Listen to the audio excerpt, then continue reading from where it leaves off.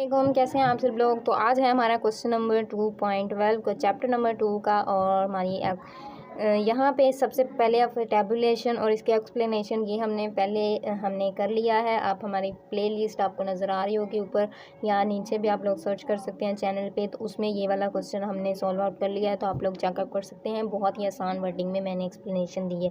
Next है हमारा frequency distribution, और ये कंस्ट्रक्ट कैसे की जाती है, तो ये हम कर लेते हैं।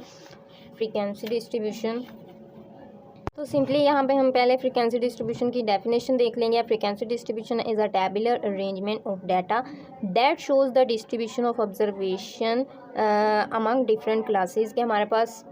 तो यहाँ पे हमने कंस्ट्रक्शन डिस्क्रीट फ्रीक्वेंसी डिस्ट्रीब्यूशन में हमारे कुछ स्टेप्स होते हैं, और कॉन्टीन्यूस फ्रीक्वेंसी डिस्ट्रीब्यूशन में हमारे कुछ स्टेप्स होते हैं जो कि हम फॉलो करते हैं। तो डिस्क्रीट में देख लेते हैं। फर्स्ट ऑफ ऑल डाटा के हम रेंज निकालते हैं। रेंज कैसे निकालते हैं, maximum value minus minimum value करते हैं। तो जो वैल्यू हमारे पास आएगी ये हमारी रेंज कहलाएगी। ये कुछ स्टेप्स हैं। नंबर 2 पे हम नंबर ऑफ़ क्लासेस यहाँ पे क्या करते हैं, डिस्क्रीट में जो करते हैं हम फर्स्ट कॉलम को all possible values variable lower and highest title उसे वेरिएबल का नाम दे देते हैं। सेकंड कॉलम वर्टिकल बार हम टैली बार का लगाते हैं। फर्स्ट कॉलम को हम उसकी रेंज वैसे ही लिख लेते हैं। तो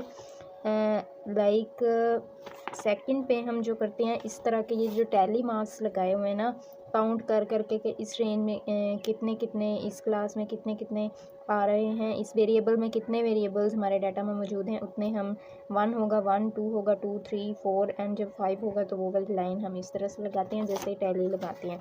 नंबर 3 पे हमारा जो फाइनल कॉलम होगा उसमें सिर्फ फ्रीक्वेंसी लिखनी होती है। ये होता है डिस्क्रीट फ्रीक्वेंसी डिस्ट्रीब्यूशन में, बस रेंज निकालनी है। उसके बाद फर्स्ट कॉलम में उसकी वेरिएबल हम हाईएस्ट या लोअर वेरिएबल उसे नेम दे देते हैं। उसके बाद हम सेकंड कॉलम जो होना होता है वो टैली का होता है। थर्ड कॉलम जो फाइनल होता है वो फ्रीक्वेंसी। बस इतना सा कॉलम जो होगा वो हमारा डिस्क्रीट का बनेगा। ये वाले स्टेप्स आपने सिंपली याद करके लिख देने हैं। साथ में इस तरह से भी बना सकते हैं अगर लॉन्ग क्वेश्चन में है। अगर शॉर्ट में है तो बस ये सिंपली से आपने स्टेप्स लिख देने हैं। नंबर 2 पे हमारे पास आता है कॉन्टीन्यूस फ्रीक्वेंसी डिस्ट्रीब्यूशन कैसे बनाते हैं। सबसे पहले हम क्या करते हैं, इसकी रेंज निकालते हैं। Same maximum value minus minimum value जब करते हैं तो हम रेंज निकालते हैं। ये हम सिंपली, मैं आपको बता रही हूँ, नेक्स्ट क्वेश्चन जब हम करेंगे उसमें पूरा हम क्वेश्चन सॉल्व करेंगे, आप लोग ज़्यादा अच्छे से समझ सकेंगे।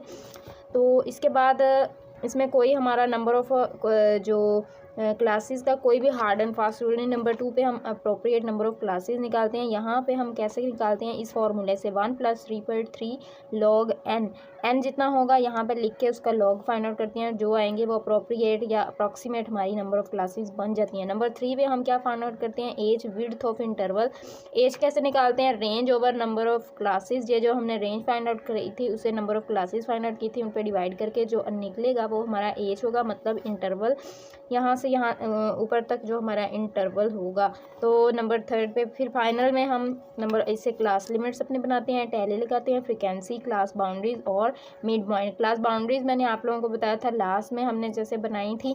और मिड पॉइंट निकालते हैं, लोअर क्लास बाउंड्री को अपर में प्लस करके डिवाइडेड बाय 2 करते हैं तो ये मिड पॉइंट निकल आता है। ये हम कंप्लीट क्वेश्चन नेक्स्ट में करेंगे, आप लोगों को अच्छे से समझ आ जाएगा। फिल वक्त आप सिर्फ ये पॉइंट्स याद कर लें। जज़ाकल्लाह खैर।